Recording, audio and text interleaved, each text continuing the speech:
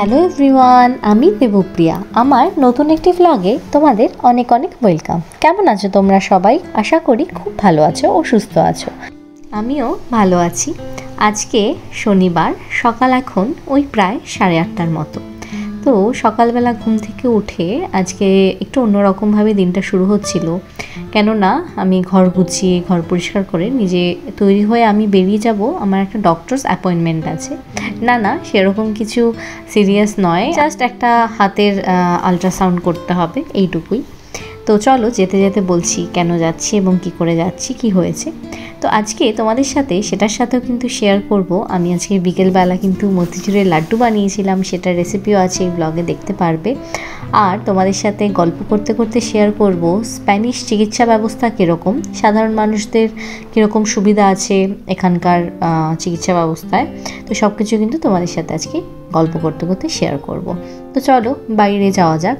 তো এখন সকাল যেহেতু 8:30টার মতো বাজে, রাস্তাঘাট কিন্তু খুবই ফাঁকা, কারণ আজকে প্রথমত উইকেন্ড এবং স্প্যানিশরা না সকালবেলা মানে অতটা আর্লি রাইজার নয়, সব কিছু এখানে একটু দেরি করে শুরু হয়।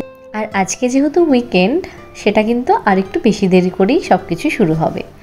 তো দেখতেই পাচ্ছ রাস্তাঘাট অনেকটাই ফাঁকা। আর এখানে আমাদের বাড়ির সামনে না একটা ট্রেন স্টেশন আছে, মানে লোকাল যাতায়াতের জন্য এখান থেকে ট্রেন ছাড়ে। এবং এই স্টেশনটায় না বাস, এক জায়গায় বাস স্টেশন, এক জায়গায় ট্রেন স্টেশন, এরমভাবে। তো বাসও এখান থেকে ছাড়ে। কিন্তু আমাদের যেখানে আমরা যাচ্ছি সেটা আমাদের বাড়ির থেকে পায়ে হেঁটে 7 থেকে 10 মিনিট। তো এই যে এখানে আমরা চলে এসেছিলাম, এটা হচ্ছে আমার ক্লিনিক। এই ক্লিনিকেই কিন্তু আজকে আমার হাতের আলট্রাসাউন্ডটা হবে। তো যেটা বলছিলাম, আমার হাতে দেখতে পারবে একটা উঁচু জায়গার মতো আছে কবজিতে, এই যে এই জায়গাটায়। তো এখানে আলট্রাসাউন্ড আমি ডক্টর দেখিয়েছিলাম, বলেছিল একটা আলট্রাসাউন্ড করিয়ে নিলে ভালো। তো জাস্ট এটাই আজকে করালাম। তো তোমাদের যেটা বলেছিলাম স্পেনের চিকিৎসা ব্যবস্থা সম্পর্কে তোমাদের কিছু আজকে তথ্য দেব, এটাই তোমাদের কিন্তু বলছিলাম আমি ভিডিওতে। সেটা এখন বলছি। সেটা হচ্ছে এখানে পাবলিক হেলথ কেয়ার আর প্রাইভেট হেলথ কেয়ার দুরকম আছে, কিন্তু অধিকাংশ ক্ষেত্রেই স্যালারি থেকে না এরা হেলথ কন্ট্রিবিউশনটা কেটে নেয় এবং তোমাকে এবং তোমার ফ্যামিলিকে পাবলিক হেলথ কেয়ারের আন্ডারে এরা নিয়ে আসে। তো কথা বলতে বলতে আমরা চলে আসলাম আলকাম্পো, এখানে একটা সুপার মার্কেটে। আমরা যেহেতু সকালে আজকে বেরিয়েছি এবং পুরো কাজটা 10 মিনিটে শেষ হয়ে গেছে, এখানে এতটাই ফাস্ট সব কিছু। তো আমরা ভাবলাম যে আজকে কিছু শপিং করে নিয়ে যাই, মানে খাওয়া দাওয়ার মার্কেটিং আর কি। তো প্রথমে আমরা আলকাম্পোতে যেতাম, কিন্তু আলকাম্পোটা না বন্ধ ছিল। যেরকমটা বললাম আজকে উইকেন্ড, সব কিছুই সকাল 11টার আগে কিছুই খুলবে না। তো যথারীতি আমরা আলকাম্পো কিন্তু বন্ধ পেয়েছিলাম। তো সেটাই তোমাদের বলছিলাম যে আলকাম্পোটা বন্ধ। তো এবার আমরা আরেকটা সুপার শপে যাচ্ছি, যেটার নাম হচ্ছে মেরকাদোনা। এখানে না কিছু এরকম ব্র্যান্ড আছে স্পেনে, জারাগোজায় না, পুরো স্পেনেই। তো আমরা তারপর মেরকাদোনায় চলে এসেছি। আর তোমাদের সাথে অন্য দিন পুরো মেরকাদোনায় কোথায় কীরকমভাবে শপিং করি আমরা একটা শেয়ার করব।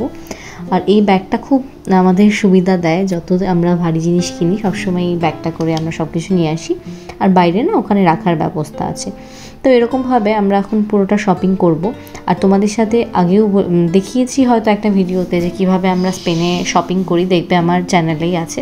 তোমাদের সাথে অন্য আরেকদিন শেয়ার করব আরেকবার। তো আজকে চলো শপিং করতে করতে তোমাদের বাকি হেলথ কেয়ার সিস্টেমের ব্যাপারে আরেকটু শেয়ার করি। তো যেটা তোমাদের বললাম যে এখানে পাবলিক আর প্রাইভেটের মধ্যে সবাই পাবলিকটাই বেশি ইউজ করে, কারণ প্রাইভেট কিন্তু এখানে অতটা দরকার পড়ে না। আর তবে প্রাইভেটের জন্য ডেন্টাল ইন্স্যুরেন্সটা আলাদা, মানে ডেন্টাল যে কোনো কিছু কিন্তু পাবলিক হেলথ কেয়ারের আন্ডারে পড়বে না, তার জন্য তোমাকে আলাদা করে ইন্স্যুরেন্স করিয়ে নিতে হবে এবং সেটা এক প্রকার প্রাইভেট হেলথ কেয়ারের মধ্যেই পড়ে। বাকি সব কিছুই কিন্তু তোমার একদম পাবলিক হেলথ কেয়ারের আন্ডারে পড়ে যায় এবং সব কিছুই, মানে আজকে যেরকম আমি আলট্রাসাউন্ড করেছি আমার কিন্তু কোনো ফিজ লাগেনি। এবং আমরা যখন ডক্টর দেখাই সেখানেও কিন্তু কোনো ফিজ লাগে না, কারণ আমাদের ইন্স্যুরেন্সটা পাবলিক হেলথ কেয়ারের আন্ডারে পড়ে এবং স্যালারি থেকেই সেটার কন্ট্রিবিউশনটা ওরা কেটে নেয়। তো এখানে এই সুযোগগুলো, এই সুবিধাগুলো সাধারণ মানুষের জন্য খুবই উপকারী। এবং আমরা তো এখানকার সিটিজেন নই, এখানকার যারা সিটিজেন তাদের জন্য কিন্তু আরও এক্সট্রা অনেক সুযোগ সুবিধা দেওয়া রয়েছে। তো যাই হোক, এই ছিল মোটামুটি এখানকার একটা হেলথ কেয়ার সিস্টেমের সংক্ষিপ্ত বিবরণ বলতে পারো। তো দেখো কথা বলতে বলতে আমরা কিন্তু শপিং করে বাড়িও চলে আসলাম। এবং আজকে না দুপুরবেলার খাওয়ার আমি বানাইনি, বাইরের থেকে KFC থেকে অর্ডার করেছিলাম। তো কেএফসির থেকেই খাবারটা চলে এসেছিলো, কারণ তোমরা সবাই হয়তো জানো যে মির্জাপুর রিলিজ করেছে আর আমরা খুব এক্সাইটেড ছিলাম। আর উইকেন্ড যেহেতু, আজকে আমাদের বাইরেরও কোনো প্ল্যান ছিল না। তো অভিজিৎ বললো যে চলো কেএফসির থেকে অর্ডার করি। তো আমরা এরকম চিকেন বাকেট আর ফ্রেঞ্চ ফ্রাই অর্ডার করেছিলাম। ফ্রেঞ্চ ফ্রাইটা এখানকার একটু অন্যরকম, এটার একটা নাম আছে, তো আমি নামটা আপাতত মনে করতে পারছি না, বাট ফ্রেঞ্চ ফ্রাই যেরকম মানে আলু ভাজা ওটাই টেস্ট সেম। তো আমি এখানে বেড়ে নিচ্ছি, আর খুব গরম পড়েছে এখানে, তো ওই জন্য আমি ঘরেই এরকম লেবু জল চিনি দিয়ে বানিয়ে নিই। তো এটাই দুজন ড্রিঙ্কস হিসেবে নিয়ে নিচ্ছিলাম, কারণ বাইরের ড্রিঙ্কস কোল্ড ড্রিঙ্কসের থেকে এগুলো হেলদি। তো আমরা এখানে পুরো একদম নিয়ে বসে পড়েছি, আর আমরা অনেক দিন থেকেই মির্জাপুর আসবে জন্য কিন্তু এক্সাইটেড ছিলাম। আর আমি আর অভিজিৎ দুজনেই মির্জাপুরের ফ্যান। তো অভিজিৎ এখানে সেট আপ করছিল। তো দেখো পুরো সেট আপ রেডি। তো আজকে দুপুরটা কিন্তু আমরা এভাবেই কাটিয়েছিলাম। তারপর যেরকমটা তোমাদের বলেছি, আজকে আমি কিন্তু মতিচুরের লাড্ডুও বানিয়েছিলাম। এখানে না মিষ্টি বলতে কিছু পাওয়া যায় না, মানে ভারতীয় মিষ্টি কোনো রকমই পাওয়া যায় না এখানে, অ্যাভেলেবেল নয়। কারণ এখানে জারাগোজায় ভারতীয় খুবই কম, এবং ভারতীয় সব তো নেই প্রায়, যা আছে সব পাকিস্তানি গ্রসারিজ কিছু কিছু আছে। তো ওই জন্য মিষ্টি খেতে ইচ্ছে করলে যাই ইচ্ছে করে ঘরেই কিন্তু বানিয়ে নিতে হয় অগত্যা। তো আমার এটা প্রথমবার মতিচুরের লাড্ডু। তো চলো তোমাদের সাথে রেসিপিটাও শেয়ার করি, সাথে কিছু গল্পও করি। তো প্রথমে আমি বেসনটাকে গুলিয়ে নিয়েছি লবণ এবং সামান্য লবণ আর হলুদ দিয়ে। হলুদের জায়গায় এখানে কিন্তু ফুড কালার ইউজ করে, কিন্তু আমি ফুড কালারটা পছন্দ করি না, তাই হলুদ দিয়ে নিয়েছি।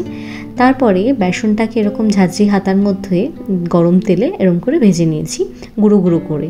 যদি খুব গুঁড়ো না হয় তাহলে এটাকে একবার মিক্সিতে যদি ঘুরিয়ে নাও হালকা করে, তাহলে কিন্তু গুঁড়ো হয়ে যাবে। আর মতিচুরের লাড্ডুতে খুব গুঁড়োরও দরকার হয় না, কিন্তু খুব বড় থাকলেও কিন্তু লাড্ডুর শেপে আসবে না।